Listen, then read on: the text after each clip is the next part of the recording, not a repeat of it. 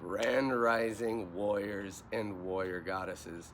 Oh my goodness. So first, I want to thank my brother Jack. Holy crap, man. It was so good to see you. For one, I've known this amazing brother for over 2 decades now. Just an absolutely amazing individual, and pardon me while I get a little emotional because he came out of nowhere. We haven't seen each other in quite a while, and this is what family's all about. Like, chosen true family is all about. He's been following my story and my journey for quite a while, and we've had some pretty amazing times ourselves in the past. He's an epic bass player and musician and Buddhist and all the amazing things you can think of. He is all those things in one. And he's a medicine man. He may not declare himself as such, but I'm saying he is for sure. He is pure medicine walking around on this planet. And yeah, it's amazing how the universe gives you these little gifts and reminds you of how held you are and how supported you are. Because again, he came out of nowhere yesterday and gifted me with some RSO, Rick Simpson oil. I won't say anything else because I don't want to get flagged by the big guys. You can go look that up yourself as far as what that is. But it was actually a big part of my first cancer journey and beating that. And wow, I mean, I love you so much. Thank you. You came out of nowhere, bro, and helped in the biggest way possible, which is why I want to share something deeply personal with you today. And it's an update on my health, of course, and the journey I'm walking right now. But for months, I've been battling through sleepless nights, waking up 40 to 50 times, dealing with the pain and cramping, and all of that sat usually at about like an 8 or a 9. Sometimes a 10 out of 10 as far as the pain scale goes. And I knew something was wrong, right? I couldn't put my finger on it, and that's why I went in and did the blood work and all these other things and found out, well, okay, crap, that makes sense. But there's even more to that. Recently, I discovered that the 2 top upper back teeth have been completely exposed, leaving the nerves just out and exposed, right? And what happened is an infection set into the sinus area, because what we don't understand, or some of us don't understand, is your teeth have a drainage system. They're connected to not just nerves, but they're connected to your sinuses. So living teeth actually allow you to get rid of some of the things that come into your mouth, right? So that infection had set in, and I had no idea, of course, and it had been creeping into my sinuses for the past 6 months, creating constant inflammation and draining my energy, on top of the other things, of course, But from my first round with cancer years ago, my immune system was so badly damaged that I lost almost 50% of the bone density in my gums. So part of my healing path has been working with some of the best dental practitioners out there, the Beverly Hills Smile doctor who takes care of a lot of the stars himself, and some of these best dental practitioners on the planet, literally to rebuild and restructure my mouth, which is not an inexpensive process. It's a whole journey in itself. But here's the breakthrough that I want to celebrate with you. And again, Jack, thank you. I love you so much, bro. Jeez, I get emotional thinking about it, just knowing the night of sleep that I just had. Oh my God. Oh, I returned to that treatment. I start the full anti-parasitic protocol at the end of September, beginning of October. So this gives me a chance to do this for 30 days. And that RSO treatment, right, is what helped me beat the big C word the first time. So I administered that last night rectally, and for the first time in months, I slept like a fucking baby. My pain dropped from that constant 8 or 9 down to a 3 or a 4 maybe. Instead of tossing and turning all night, I woke up maybe 2 or 3 times, and each time I slipped right back into a deep rest using, some of the bedtime breathwork stuff that I do. And now, here's the fascinating part of the science that I want you to understand, okay? The rectum has two sets of veins. One set drains into the liver, where everything gets broken down, right? By first pass metabolism. The other drains directly into the systemic bloodstream, bypassing the liver entirely, right? So when you place RSO low in the rectum, it enters those systemic veins and it goes straight into circulation. That's why it works so powerfully for pain, for relief, for sleep, without overwhelming psychoactive effects. I want you to recognize that.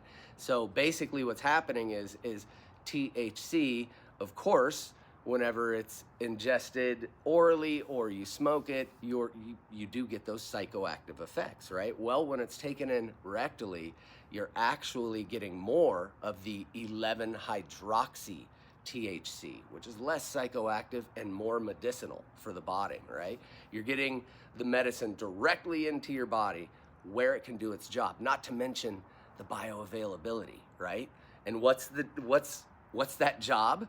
RSO has this remarkable property. It can trick your cancer cells and parasites into thinking it's getting the sugar it wants. Cancer, just like parasites, love glucose, love sugar. It thrives on it. But RSO presents itself in a way that makes those cells think they're being fed, when in reality, it's not sugar at all. The tumor essentially consumes what it thinks is nourishment, and in that process, it starves itself. Parasites get caught in the same trap. That's why this medicine has shown so much promise in stories like mine, because it doesn't just mask symptoms. It doesn't just take care of pain relief. It disrupts the very survival strategies of disease. I share this not as medical advice. Remember, I'm not a doctor yet. I'm working that direction, but as my lived experience, backed by what I've studied and lived through, and of course, all the peer-reviewed evidence that's out there, the anecdotal evidence that's out there, there's piles and mountains of it. This is about reclaiming power over your body, finding the hidden roots of pain, and using the tools available to bring yourself back into balance like I have. So last night gave me just that reminder of the hope I already have, but it just increased that hope once again. It reminded me that healing is never one-dimensional, as all of these so-called doctors in white coats try to put off to you.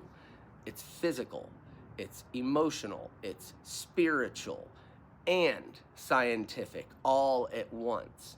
So you got to be careful with these folks that say, watch out, it's not peer-reviewed, I could tell you so much about the peer-reviewed process and how broken that crap is anyways, and why I'm going to help to change that system as a doctor from the inside out.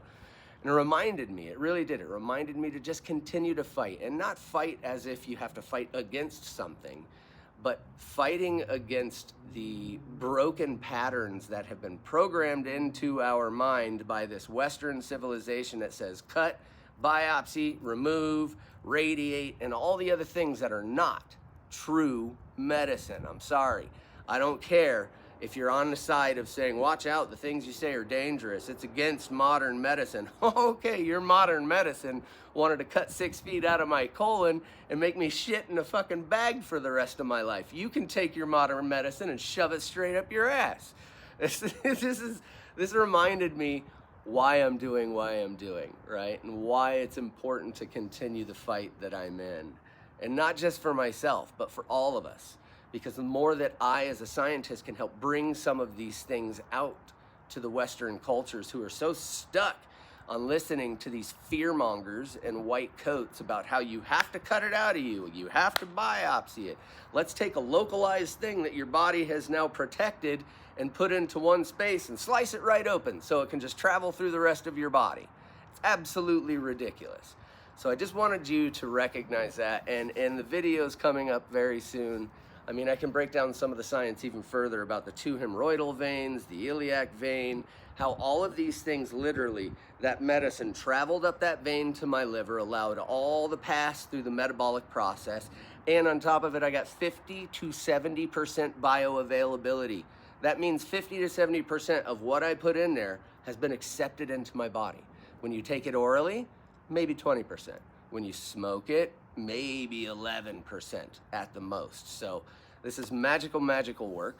It is the work of my life, and it just reminds me why I'm not just a scientist. I'm also a plant medicine facilitator, because again, you can let these fear mongers in white coats tell you you're stuck with what you got, it's impossible to heal, we got to cut it, we got to biopsy it, we got to remove stuff, we got to radiate you. You can listen to them if you want. That's not true medicine.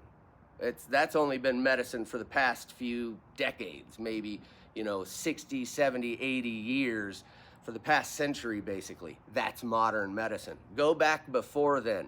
They used plant medicines. In the 1800s and early 1900s, they used cannabis. They used all these different plants to help heal the body. And I get to help bring that back in the way of science and true medicine versus what they've been teaching us. So I'm really excited to be a part of this. Again, Jack, I love you so much, bro. Thank you so much for reminding me of a piece that I will not let go of now. I'm on my RSO treatment. I'm doing it for the next 30 days. I'll have to pause it during the parasite protocol for just a moment, and then I'm getting right back on it, of course, because once you get into the parasite protocol, there's a lot of supplements you have to take, and there's a lot of things that could cancel out the effectiveness of the RSO as it is. So, wow, I'm like beyond excited. Thank you for listening to this long one, but we breathe together, we heal together, and warriors, I promise you, I'm not done. I'm not done by any stretch at all. I'll see you soon. Make it an amazing life, warriors.